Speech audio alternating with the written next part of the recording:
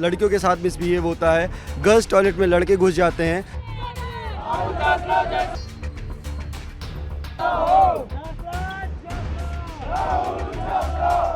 Student वो हकीकत में है ही नहीं, वो एक गुंडे हैं। वाटर कूलर है, कभी पानी आ रहा है कभी नहीं आ रहा है। किसी दुर्घटना या घटना के होने का इंतजार आखिर क्यों करते हैं? दिल्ली यूनिवर्सिटी के छात्र संघ चुनाव को कवर करने जब मैं पहुंचा तो कैंपस में कदम रखते ही हमें सबसे पहले छात्रों का जनसैलाब दिखाई दिया। चारों ओर नारेबाजी, पोस्टर, बैनर और छात्रों का उत्साह चुनावी माहौल को और भी जीवंत बना रहा था। भीड़ के बीच थोड़ी देर बाद हमें NSUI के वाइस प्रेसिडेंट कैंडिडेट राहुल झासला अपने समर्थकों के साथ दिखाई पड़े। जल्द ही उनके छात्र रैली में कांग्रेस के बड़े नेता दीपेंद्र हुड्डा पहुंचे। उनकी उपस्थिति ने माहौल को और भी गर्मा दिया। देखते ही देखते पूरा का पूरा जनसैलाब जोश में नारे लगाने लगा। इसके बाद हम आगे बढ़े और आम छात्रों से बातचीत की। यहाँ हमें कुछ ऐसे छात्र मिले जिन्होंने असल मुद्दे बताए। आज हम खड़े हैं दिल्ली विश्वविद्यालय के साउथ कैंपस में, जहां हमारे साथ कुछ सामान्य छात्र हैं जिनसे चल रहे हैं हम ये जानने कि जो 18 तारीख को छात्र संघ का चुनाव है उसमें वो किन आधारों पर अपने छात्र संघ का चुनाव करेंगे। तो आइए बात करते हैं और जानते हैं कि उनके लिए क्या मुद्दे प्रायोरिटी पर हैं जिनको लेकर वो चल रहे हैं वोट डालने। तो आपका नाम क्या है? मेरा नाम जतिन है। लोग पैसे दे के लोग बुलाते हैं बाहर से, फिर कैंपेन करवाते हैं और ये सारी चीज़ें करते हैं। तो इन सब चीज़ों से नॉर्मल स्टूडेंट का क्या मतलब है? मैंने सुना है कि पिछले कई सालों से वोट परसेंटेज लगातार गिरता जा रहा है। इससे पिछले वाले इलेक्शन में भी सिर्फ 20,000 वोट से प्रेसिडेंट इलेक्ट हुआ था, बल्कि दिल्ली यूनिवर्सिटी में 7 लाख स्टूडेंट्स हैं। मतलब पूरे सारे साउथ कैंपस, नॉर्थ कैंपस मिला के आप 7 लाख स्टूडेंट्स हैं। हर साल 1.5 लाख स्टूडेंट यहाँ से ग्रेजुएशन पास करके निकलते हैं। तो सिर्फ 20,000 लोग वोट डाल रहे हैं और इतना कम वोट परसेंटेज है, वो भी एजुकेटेड लोगों का। तो फिर क्या होगा इंडियन पॉलिटिक्स का, इसकी हमें चिंता होती है कि लोग वोट देना नहीं चाहते। नॉर्मल स्टूडेंट्स वोट नहीं देना चाहता। मेरी भी आसपास का जो सर्कल है वो कहता है कि हम नहीं जाएंगे वोट देने। जब हमने उससे पूछा कि क्यों नहीं जाओगे वोट देने, ये तो आपका राइट है, वोट बहुत इंपॉर्टेंट है, उससे सारी चीज़ें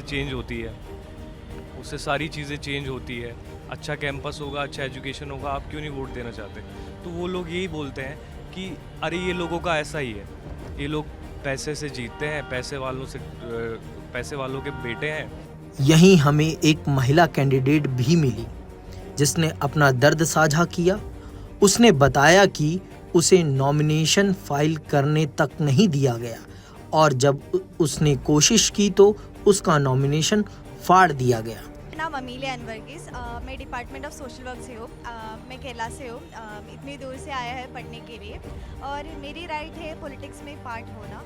जितने भी ये संगठन हैं ये लोग इंश्योर करते हैं हम कैंपस डेमोक्रेसी के लिए बात करते हैं। अभी आप देख सकते हैं कॉन्स्टिट्यूशन लेके जा रहे हैं, उसमें एक चीज़ है डेमोक्रेसी।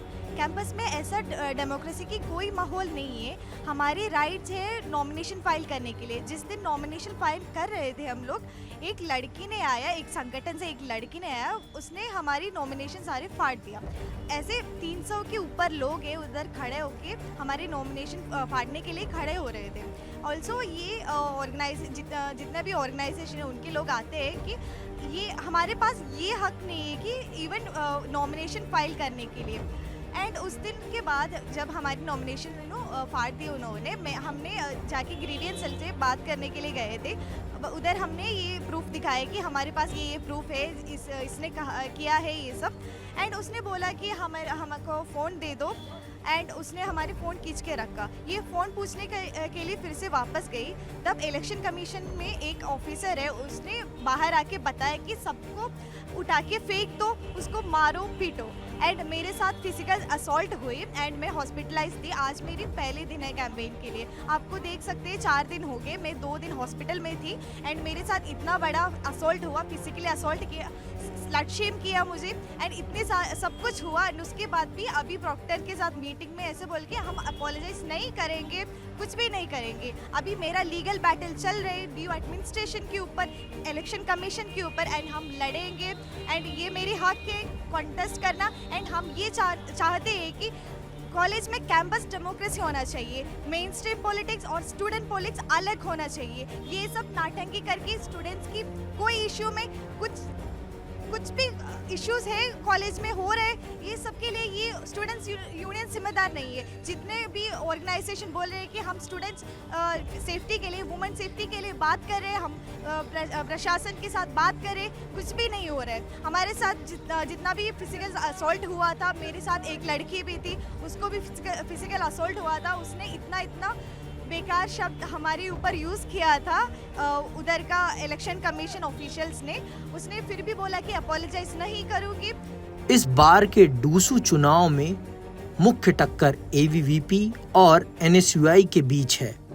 एबीवीपी की तरफ से प्रेसिडेंट कैंडिडेट आर्यन मान हैं, vice president candidate Govind Tanwar, secretary candidate Kunal Chaudhary और joint secretary candidate Deepika Jha हैं।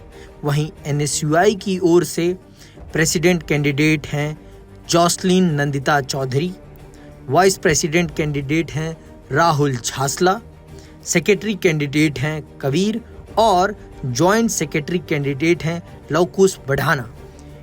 इसके अलावा इंडिपेंडेंट और लेफ्ट के कैंडिडेट भी मैदान में हैं, लेकिन असली मुकाबला एनएसयूआई और एबीवीपी के बीच माना जा रहा है। 18 तारीख को मतदान होगा और 19 को मतगणना। अब देखना यह है कि इस बार दिल्ली यूनिवर्सिटी का छात्र किस छात्र नेता और किस संगठन पर भरोसा जताता है।